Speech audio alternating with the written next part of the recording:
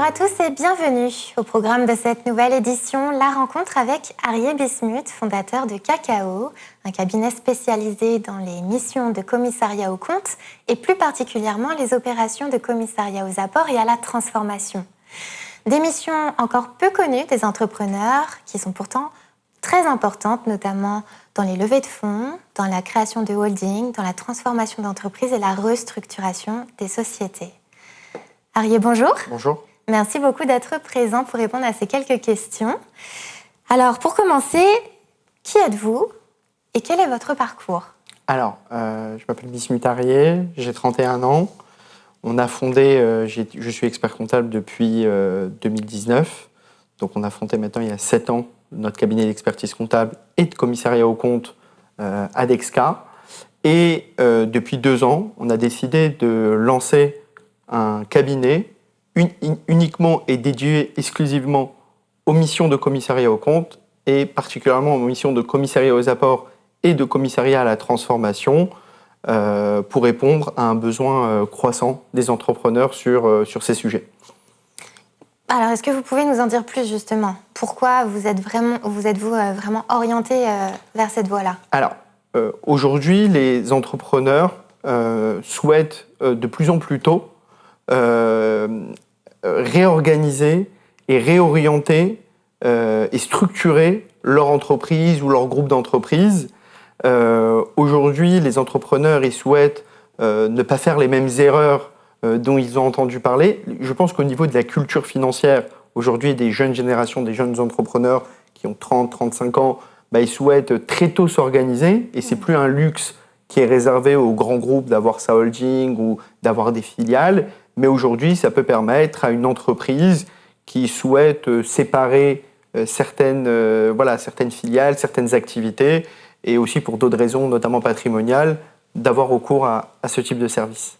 Alors, je pense qu'il est important de le rappeler, mais quel est le rôle d'un commissaire aux apports ? Alors, le rôle d'un commissaire aux apports, il va être d'évaluer une entreprise dans le cadre d'un apport de titre, ou va être, plus simplement, le rôle d'un commissaire aux apports, c'est d'évaluer quelque chose qui va être amené dans le cadre d'une augmentation de capital. Il faut savoir que le capital qu'un entrepreneur met, c'est la garantie des partenaires de ce que l'associé a décidé de risquer pour son entreprise.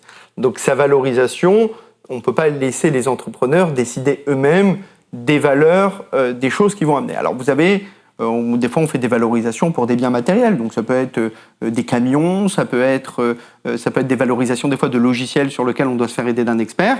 Et très souvent, c'est des valorisations de titres. Donc, on va valoriser les titres d'une société pour pouvoir les amener à une holding. Donc, on doit valoriser l'entreprise, puisque c'est un apport de titres, dans le cadre d'une création d'holding ou d'une augmentation de capital. Donc c'est fondé sur des critères assez neutres que seul un expert peut véritablement connaître. Exactement. Le rôle du commissaire aux apports, c'est de contrôler, vérifier, mais des fois, quand c'est des choses qui sont par exemple assez particulières, par exemple, une fois, j'ai eu à valoriser un stock de tapis très ancien.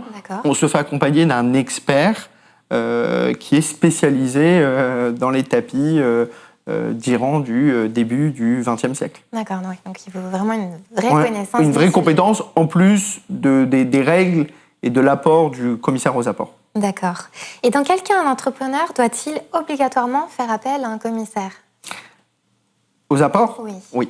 Alors, lorsque l'apport en nature, il dépasse les 30 000 euros et ou que l'apport en nature est supérieur à la moitié du capital, dans ce cas-là, il doit obligatoirement recourir à un commissaire aux apports pour valoriser ce qu'il souhaite amener dans la société. Et quelle est la valeur ajoutée de Cacao dans ce processus ? Alors, très souvent, c'était un processus qui était long, qui prenait du temps, avec des tarifs opaques. Nous, l'idée, c'est d'avoir rendu la chose accessible, avec des tarifs qui sont transparents, d'avoir rendu la chose aussi, d'avoir une réelle expertise par rapport à ça, parce que très souvent, le client, il a son expert comptable. Son expert comptable ne peut pas faire d'émission de commissariat aux apports, alors s'il a en même temps la casquette d'expert comptable sur son propre client. Donc ça doit être très souvent, ça va être une autre personne. Donc il va faire appel à un autre cabinet d'expertise comptable pour pouvoir, donc un commissaire aux comptes qui va pouvoir l'accompagner dans ça. Et très souvent, vous avez des personnes qui font ça de façon ponctuelle. Donc, ils sont pas, comme ils le font de façon ponctuelle, donc ils n'ont peut-être pas les outils, les méthodes pour pouvoir les faire rapidement et avec une réelle expertise dessus. Voilà. Exactement. Plus pointu.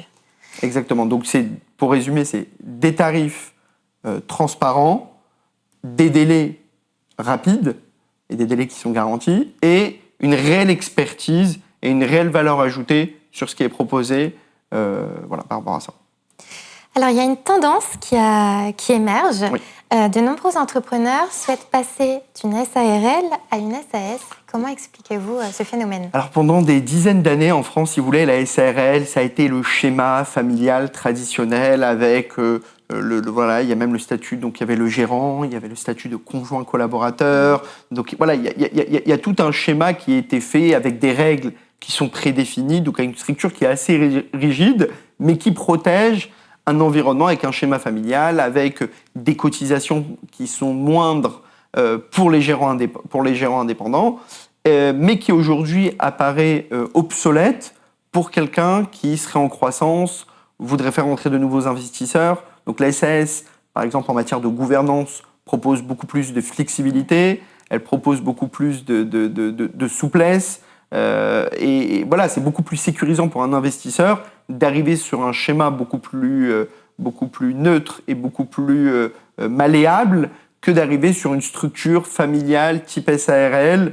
Donc vous avez des entrepreneurs qui font le choix soit dès le départ de passer en SAS, ou soit des entrepreneurs qui, dans le cadre d'une croissance, et par exemple pour faire entrer des nouveaux investisseurs ou dans le cadre d'une levée de fonds, vont justement faire cette transformation de la SARL à la SAS.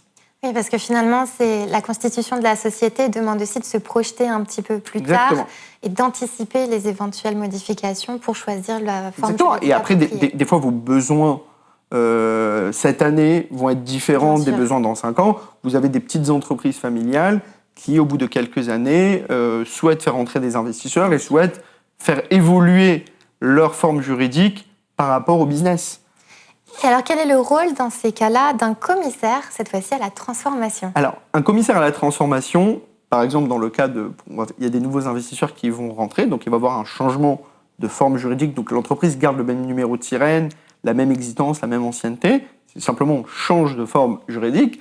Le commissaire à la transformation, il va venir vérifier que les capitaux propres ne sont pas négatifs, et il va venir aussi vérifier, très souvent, que l'actif, c'est-à-dire ce que l'entreprise a, ce que l'entreprise possède, est toujours à sa valeur réelle. C'est-à-dire il va venir vérifier, par exemple, si des créances clients telles qu'elles sont inscrites au bilan existent bien et ont été réglées. Est-ce qu'il n'y a pas une dépréciation ? Est-ce qu'il n'y a pas des créances clients, finalement, qui sont obsolètes et qui remettraient en cause l'opération ? Il va venir vérifier si certains actifs, par exemple certains actifs immobiliers, tels qu'ils sont enregistrés à leur valeur, existent bien et n'ont pas eu une dépréciation par rapport à leur valeur. Voilà ce qu'il va venir vérifier, et cette transition doit être sécurisée par un commissaire à la transformation, parce que demain, sur cette nouvelle forme juridique, vous allez peut-être avoir des investisseurs, vous allez peut-être avoir des personnes qui auront confiance dans les capitaux propres et qui auront basé la valorisation de la société sur les capitaux propres, et qui auront la garantie qu'un commissaire à la transformation est passé en amont sur le dossier. Okay. Donc il remet vraiment tout à plat, il contrôle Exactement. tout pour repartir sur ça sécurise, des bases... c'est obligatoire, oui. Et ça sécurise en même temps une opération. Pour repartir sur de bonnes bases. Exactement. Alors quel conseil est-ce que vous donneriez à un entrepreneur qui souhaite préparer une restructuration ? Alors, un entrepreneur qui souhaite préparer une restructuration, ce qu'il doit savoir, c'est surtout ne pas faire comme tout le monde. C'est pas parce que tout le monde a une holding en SAS que c'est forcément le schéma qui est le plus adapté. Se méfier de l'effet de mode. Voilà, se méfier de l'effet de mode et se méfier du calque. Moi, souvent, j'ai des clients qui viennent me voir et qui me disent « on fait appel à vous, mais on sait exactement déjà ce qu'on veut ».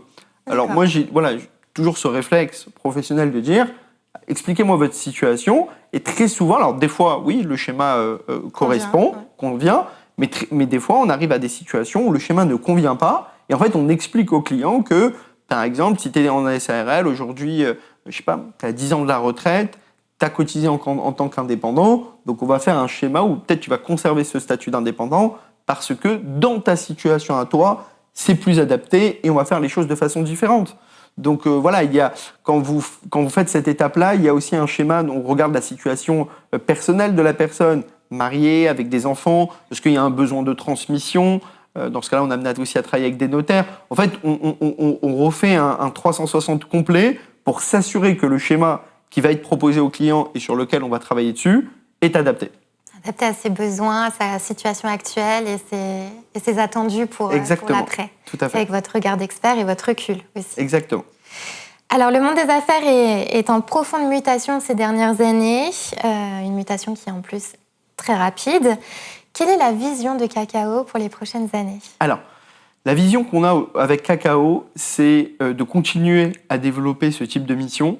Aujourd'hui, on arrive par exemple avec, puisque le monde des affaires évolue, donc on a par exemple aujourd'hui des valorisations à faire sur des logiciels ou sur des CRM, sur des choses dont la valeur, c'est pas une valeur qui est fixée à un prix de marché qu'on peut facilement valoriser. Donc le premier objectif de Kakao, c'est de coller par rapport aux mutations actuelles, puisqu'aujourd'hui le prix d'un logiciel, par exemple avec l'intelligence artificielle, a fortement diminué par rapport à ce qui coûtait réellement il y a 5 ans. Oui. Avec le no-code, avec l'intelligence artificielle, avec toutes ces facilités.